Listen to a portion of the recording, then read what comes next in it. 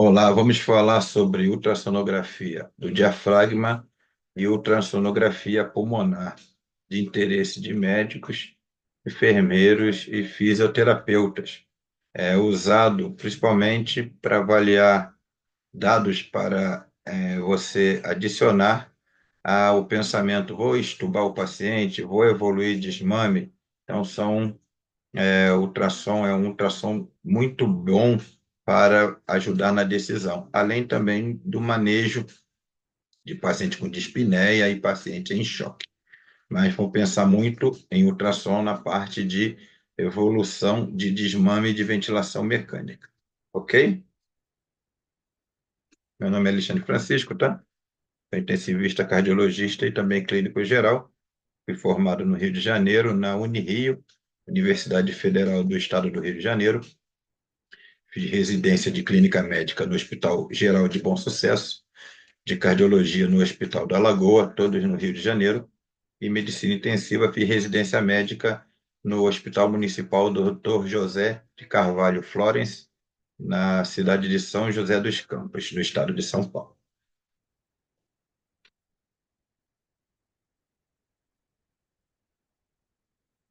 Vou falar agora de ultrassom diafragmático. Para começar, temos que saber os transdutores, correto? A frequência da onda vai determinar a profundidade, frequência e amplitude, tá? Quanto menor a frequência, tá? E maior a amplitude, você vai ter maior profundidade.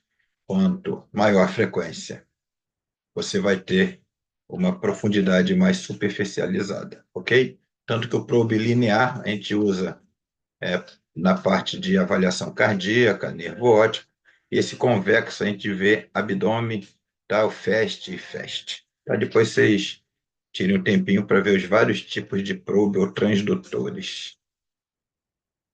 Aqui é o diafragma, tá? A estrutura anatômica dele. Bom, dados importantes. Quando a gente intuba o paciente, ok? Em 18 horas nós já temos lesão diafragmática, proteólise e perda de sarcômero. Isso vai produzir lesão diafragmática. 18 horas de ventilação mecânica, o paciente tem já lesão do diafragma. Quando você ceda demais ou você ceda insuficiente, ceda analgesia, né? E aí tem sedação e tem a ceda analgesia. Se for excessiva, lesão diafragmática. Se for insuficiente, que produz assincronia, também tem lesão diafragmática. Sedar excessivamente, bloqueio neuromuscular, tudo isso vai produzir proteólise. Na sepse, nós já vamos ter um sofrimento maior do diafragma comparado com musculatura periférica, ok? Então, quadro de sepse também produzem lesões do diafragma. PIP excessiva, redução abrupta de PIP e assincronia, tudo isso produz proteólise, perda de sarcômeros e lesão do diafragma. Vou mostrar para os senhores agora e para as senhoras as janelas ultrassonográficas para avaliarmos o diafragma.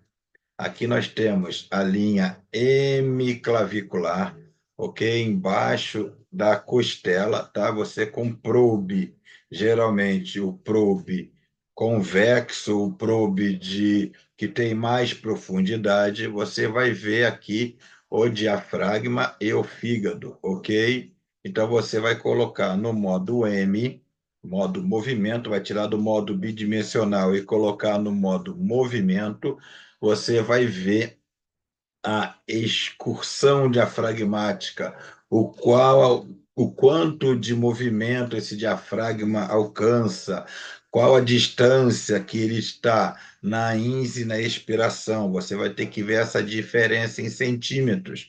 O valor normal é acima de 1 centímetro. Existem vários trabalhos, vários tipos de avaliações, várias abordagens. Se você for pesquisar nos artigos de ultrassom de diafragma, tem várias metodologias, porém, a que mais frequentemente usada, tá? É essa aqui, um probe convexo na linha hemiclavicular e você vai tirar do modo bidimensional e vai botar no modo M, que é o modo movimento.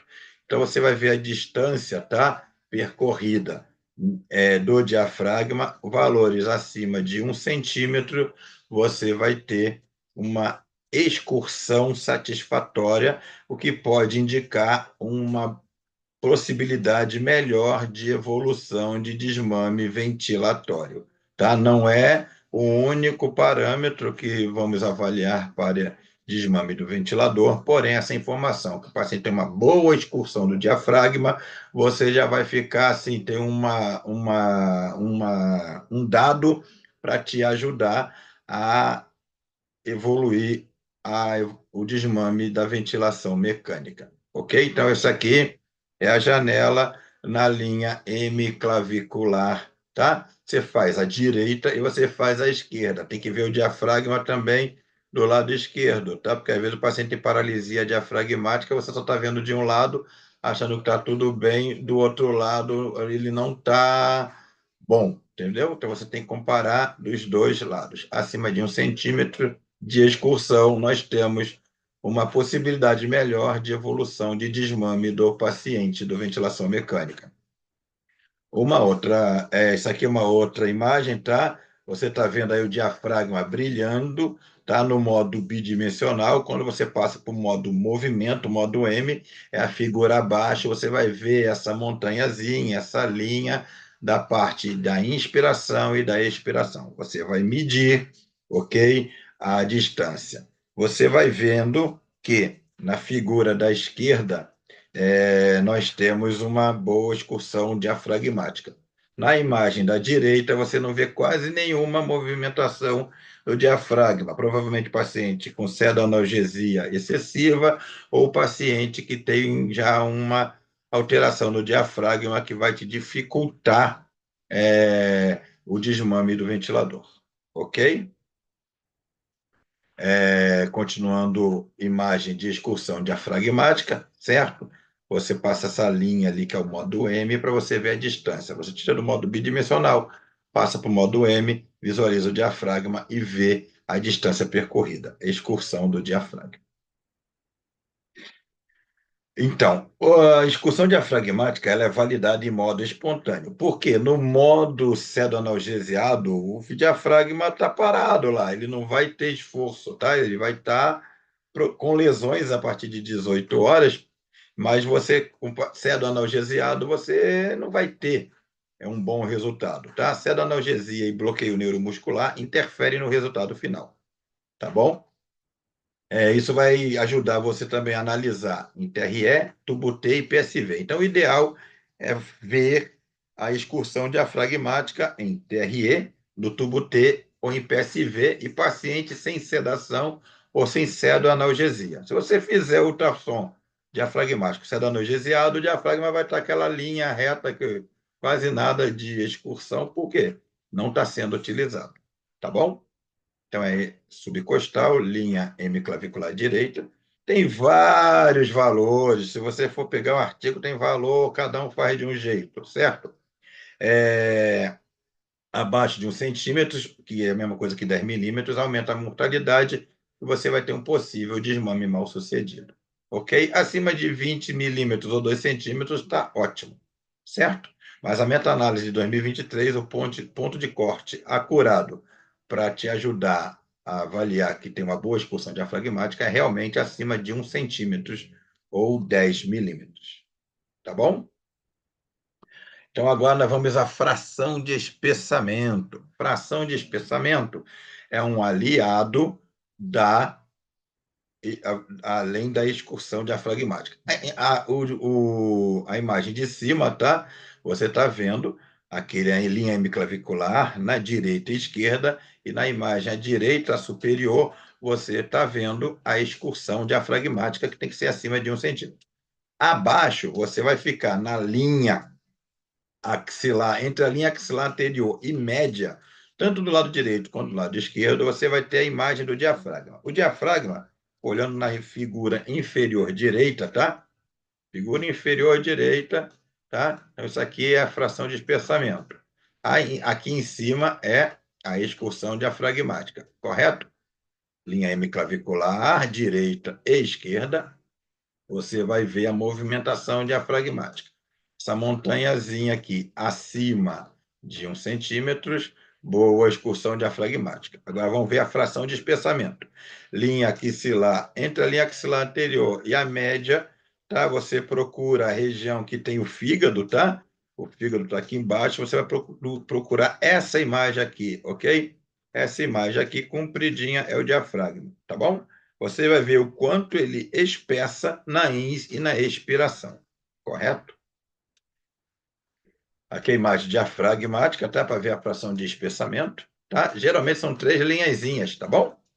A parte aqui próxima ao fígado, essa aqui próxima à pleura, certo? E tem sempre, às vezes, sempre, às vezes, foi difícil de falar. Tem, muito frequentemente, uma linha no meio. Então, são 3 linhas. Às vezes você acha duas, mas o ideal é achar as 3 linhazinhas do diafragma. Tá, o que você vai fazer? Você vai medir essa distância na ins e na expiração, correto? Aí você vai jogar na fórmula, tá bom? A fórmula é a diferença do tamanho da distância na ins com a expiração dividido sobre a expiração e multiplica por 100. O valor normal é acima de 29,30, ok? Na meta-análise 2023, acima de 30%. Acima de 29 e 30% de espessamento, você poderá ter um bom desmame, não é o único dado, mas você poderá ter um bom desmame respiratório do ventilador. Abaixo disso, você provavelmente vai ter um desmame difícil, vai ter que trabalhar bem esse diafragma, fisioterapeutas, a equipe toda, tá? Para que o diafragma consiga ter uma boa fração de espessamento, tá bom? Você vai ficar entre o oitavo ao 10º espaço, cada paciente tem um jeito, tá? Você vai ver o grau da contratilidade diafragmática. Do mesmo modo, da excursão à fração de espessamento, o ideal é ver em PSV, em ventilação espontânea, tubo T. Se você medir em sedanalgesia ou sedação, você está com o diafragma parado, sem trabalhar. Então, a fração de espessamento vai ser baixa. Então, valor da excursão diafragmática acima de 1 centímetro, valor da fração de espessamento diafragmática acima de 30 centímetros. Perdão, acima de 30%. Repetindo, excursão acima de 1 centímetro, fração de espessamento acima de 30%. Isso vai dizer que você poderá ter um bom desmame ventilatório. Nem tudo é 100%, tá?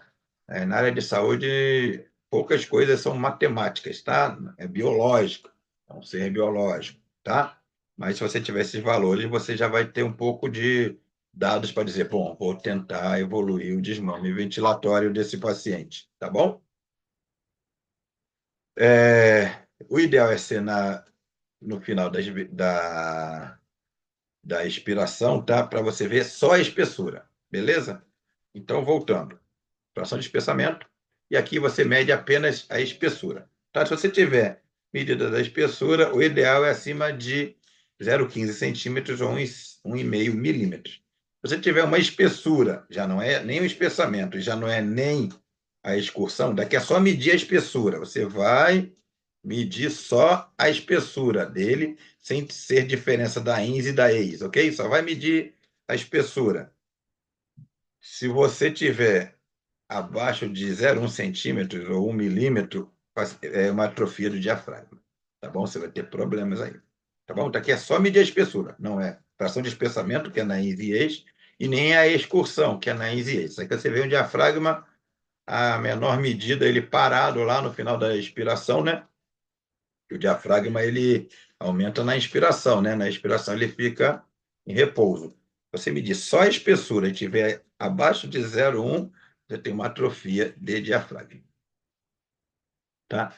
Armadilhas do ultrassom diafragmático. Temos algumas armadilhazinhas aqui do ultrassom diafragmático.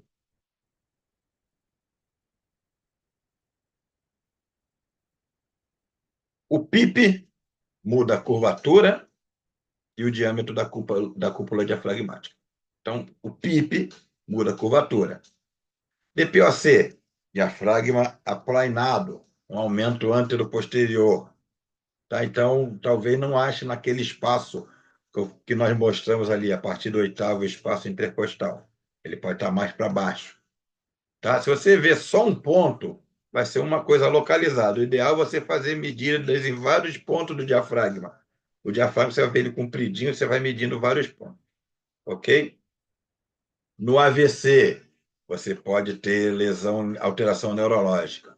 O DPOC, falamos, né, que nós temos alteração da cúpula e o diâmetro anteroposterior, e nós temos também lesões de nervo frênico, lesão direta do diafragma e doenças neuromusculares. Tudo isso aqui vai mudar o diafragma e pode atrapalhar não, pode alterar, vamos dizer assim, a sua medida daquela excursão, fração de espessamento e o espessamento e o diâmetro dele, né, que é a espessura dele, tá bom? Então, essas são algumas armadilhas que podem te atrapalhar ou alterar a sua avaliação. Então, falei de diafragma, que vai ajudar você, como um dado a mais, na decisão de evoluir desmame do respirador, mas nós também temos que ver o pulmão. Por quê? Aí ver o diafragma está ótimo e o pulmão está totalmente lesado, tá? Voltei, vamos pular para o pulmão. Isso aqui tá, é o protocolo Blue de Liechtenstein. Tem algumas. Você pode medir nesses 3 pontos, você pode botar uma palma da mão sobre a outra, tá? E medir o ultrassom, botar o probe nesses 3 pontinhos aqui, ó, esse. E aqui embaixo você vai seguindo anteroposteriormente para ver a parte basal do pulmão. Do outro lado, a mesma coisa. E aqui atrás eles chamam de PILAPS, que é posterolateral, tá bom? Isso aqui é pelo protocolo Blue. Outra alternativa é você botar em quadrantes, tá? Você divide em quadrantes e vai vendo o pulmão em vários quadrantes, ok? Tanto faz. Daqui é o que o Liechtenstein, Dr. Liechtenstein propôs, mas existe também o de quadrantes, tá ok? Protocolo de Liechtenstein Blue, protocolo Blue para dispneia. Você vai ter que ver se a pleura desliza, tá? Você tem que ver se ela é presente, diminuída ou abolida. Se for abolido, você tem que pensar em pneumonia ou pneumotórax, ok? Se o deslizamento da pleura tiver diminuído, pensar em pneumonia. Se tiver presente, você tem que ver perfil B, que eu vou mostrar a imagem posterior para vocês, edema de pulmão e também na SARA, ok? E perfil A, que todo mundo diz que é normal, se o paciente tiver com dispneia e tiver um trombo na safena, o paciente pode estar com embolia pulmonar e estar com linha A. Todo mundo falando que está normal. Não, linha A. Perfil A, você com dispneia tem que pesquisar trombose venosa, pesquisar aquele PILAPS, que é aquela região posterior, para ver se não tem pneumonia ali atrás escondido. E se você não achar nada, você tem que pesquisar, aí já não seria contração se o paciente é um asmático ou um DPOC, ok? É interessante vocês conhecerem e seguirem esse algoritmo aqui do protocolo Blue de Liechtenstein. Temos algumas características. Aqui, tá, eles falam que é o sinal do morcego, você tem 2 costelinhas, costela não conduz som, tá? Então são linhas pretas, e você vai ver aqui a pleura. Essa pleura aqui vai ficar deslizando para lá e para cá. Aí você diz deslizamento pleural presente. Essas imagens que são cópias da imagem da pleura, é uma reverberação, são chamadas de linha A, que as pessoas comumente dizem que é normal, mas se tiver dispneico, você tem que pesquisar a trombose venosa profunda aí, tá? Tem que procurar na safena, na poplite, e perfil A não quer dizer que está tudo bem, não, ok? Ainda mais paciente com dispneia. Tá? Então, isso aqui é as costelinhas, tá bom? Eles acham que tem um sinal de morcego aqui. Se você lê o livro de ultrassom pulmonar, tem vários nomes interessantes, sabe? Bem diferenciados, sabe?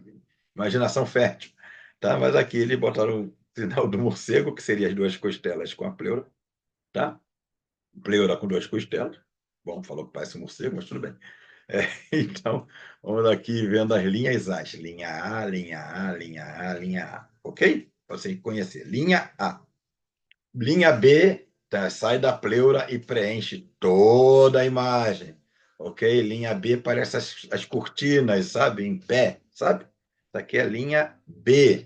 Mais de 3 linhas B é considerado perfil B se pegar os dois pulmões. Se for num pulmão só, não existe hemiedema agudo pulmonar à direita. Não, aí seria uma pneumonia.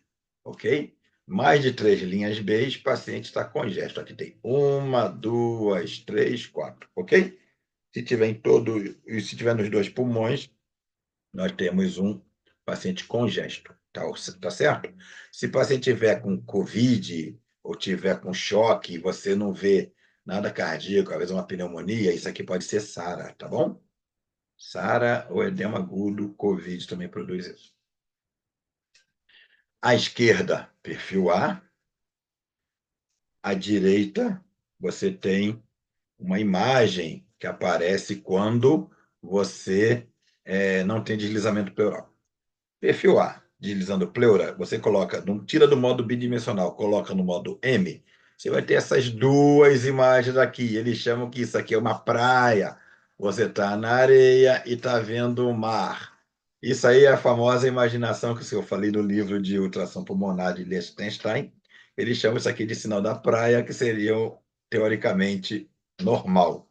Certo? Você tira no modo B, coloca uma linha para o modo M aqui, tá? Só mexendo no aparelho para vocês saberem, você vai ver o sinal da praia, que é um sinal normal. À direita você tem metade sinal da praia e metade o negócio que vem de cima e embaixo aqui.